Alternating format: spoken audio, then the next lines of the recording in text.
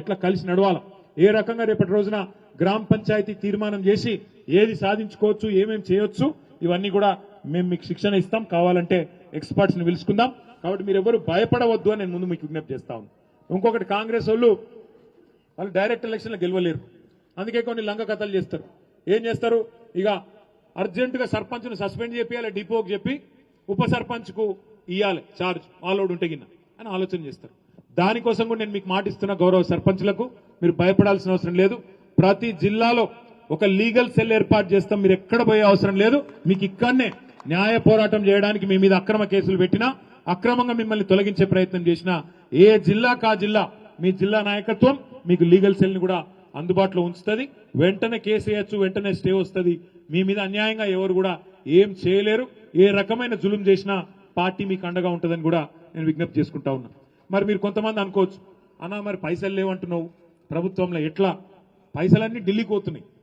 బాధ ఏంటంటే రాహుల్ గాంధీ గారు కప్పం కట్టాలి కదా, రేవంత్ రెడ్డి గారు కట్టకపోతే ఎట్లా పదవి ఊస్టింగ్ అయిపోతుంది కదా.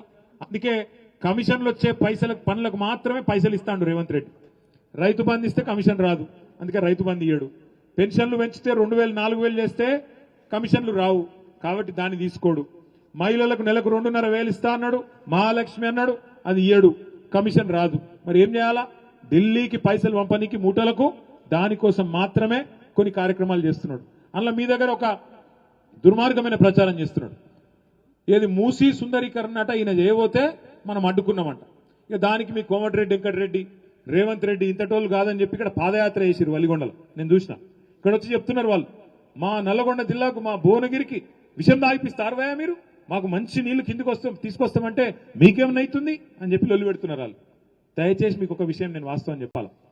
కేసీఆర్ గారి ప్రభుత్వం ఉన్నప్పుడే, మన ప్రభుత్వంలో నేను మున్సిపల్ మంత్రిగా ఉన్నప్పుడే 1 2 కాదు 36 మురుగునీటి శుద్ధీకరణ కేంద్రాలు, ఎస్టీపీలు, సివరేజ్ ట్రీట్మెంట్ ప్లాంట్లు 4000 కోట్ల రూపాయలతో మనమే కట్టినాం.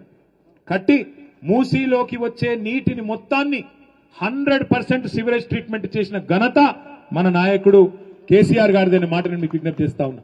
సరే, మొత్తం పని కాలే, ఇంకా కొంత పని మిగిలి ఉండే. ఇలా నిజానికి రేవంత్ రెడ్డికి కానీ కాంగ్రెస్ ప్రభుత్వానికి కానీ చిత్తశుద్ధి ఉంటే ఆ 2000 MLDల మురికి నీరు ఏదైతే మూసీలోకి వస్తున్నదో హైదరాబాద్ మహానగరంలో, వాటికి ఎస్టీపీలు కడితే చాలు.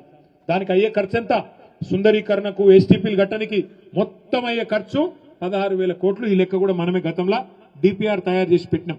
కానీ రేవంత్ రెడ్డి గారు ఏమంటున్నారు, 1,50,000 కోట్లు ఖర్చు పెడతారంట. దానికి 16,000 కోట్లతో అయిపోయే పనికి 1,50,000 కోట్లు అంటున్నాడు. దాన్ని అడ్డుకున్నాం మనం.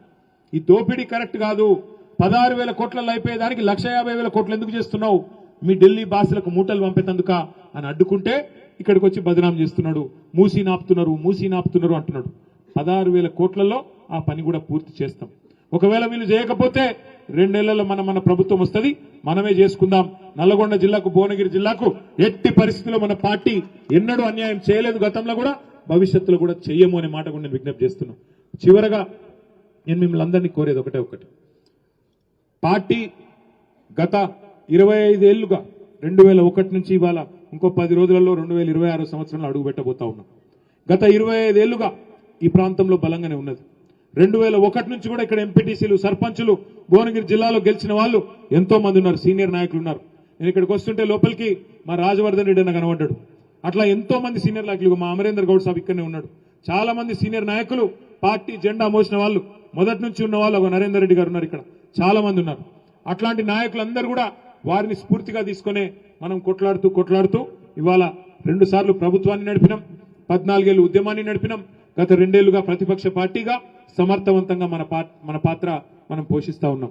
తప్పకుండా ప్రజల పక్షాన నిలబడదాం, కొట్లాడదాం. 6 గ్యారంటీలు ఏమైనా అడుగుదాం, రుణమాఫీ ఎందుకు మొత్తం చేయలేదో నిలదీద్దాం. అట్లాగే ప్రజలకు సంబంధించిన ప్రతి సమస్య మీద గలమెత్తుదాం. కానీ మళ్ళీ ఒకసారి కోరుతా ఉన్నా, ఏది ఏమైనప్పటికీ, ఎన్ని రకాల పరస్పర అభిప్రాయ భేదాలున్నప్పటికీ, ఎన్ని రకాల పంచాయతీలు మన మధ్యలో ఉన్నప్పటికీ, రేపు జిల్లా పరిషత్ ఎన్నికల్లో, తర్వాత వచ్చే అసెంబ్లీ ఎన్నికల్లో మాత్రం అన్ని పక్కన పెట్టి ఒకటే లక్ష్యం, మళ్ళీ మన నాయకుడు కేసీఆర్ గారు తిరిగి ముఖ్యమంత్రి కావడానికి కంకణబద్ధులమై పనిచేద్దాం. దయచేసి చిన్న ఏమన్నా ఇబ్బందులుంటే పక్కకు పెడదాం. మన అభ్యర్థుల గెలిపే లక్ష్యంగా పనిచేద్దాం. అది జిల్లా పరిషత్ అయితేనేమి, ఎంపీటీసీ అయితేనేమి, రేపటి రోజున అసెంబ్లీ ఎన్నికలైతేనేమి, దేనికైనా కూడా ఒక్కసారి కేసీఆర్ గారు కారు గుర్తు మీద ఎవరైనా అభ్యర్థి వచ్చిండు అంటే ఆయననే కేసీఆర్ అనుకోవాలా, ఆయనకు ఓటేస్తే కేసీఆర్ గారికి ఓటేస్తున్నా అనుకోవాలా. మళ్ళీ రాష్ట్రాన్ని మళ్ళీ పట్టాలు ఎక్కించడానికి, దారి తప్పిన వ్యవస్థను మళ్ళీ గాడిలో పెట్టడానికి ఒక అవకాశంగా తీసుకొని రేపు జిల్లా పరిషత్లో గాని, మండల పరిషత్లో గాని, తర్వాత వచ్చే మున్సిపల్లో గాని, ఆ తర్వాత వచ్చే శాసనసభ ఎన్నికల్లో గాని గట్టిగా నిలబడి కొట్లాడదాం. ఇవాళ సర్పంచ్ల గెలుపు మనకు స్ఫూర్తినిచ్చింది. సర్పంచ్ ఎలక్షన్ లో మన పార్టీ అభ్యర్థులు చేసిన పోరాటం మనకు ఉత్సాహాన్ని ఇచ్చింది. ఈ ఉత్సాహంతోనే ముందుకు పోదాం. భవిష్యత్తులో ఇంతకుముందే నేను చెప్పినట్టు సంస్థాగత నిర్మాణం చేసుకుందాం. 2026లో మెంబర్షిప్ చేసుకుందాం, కొత్త కమిటీలు వేసుకుందాం.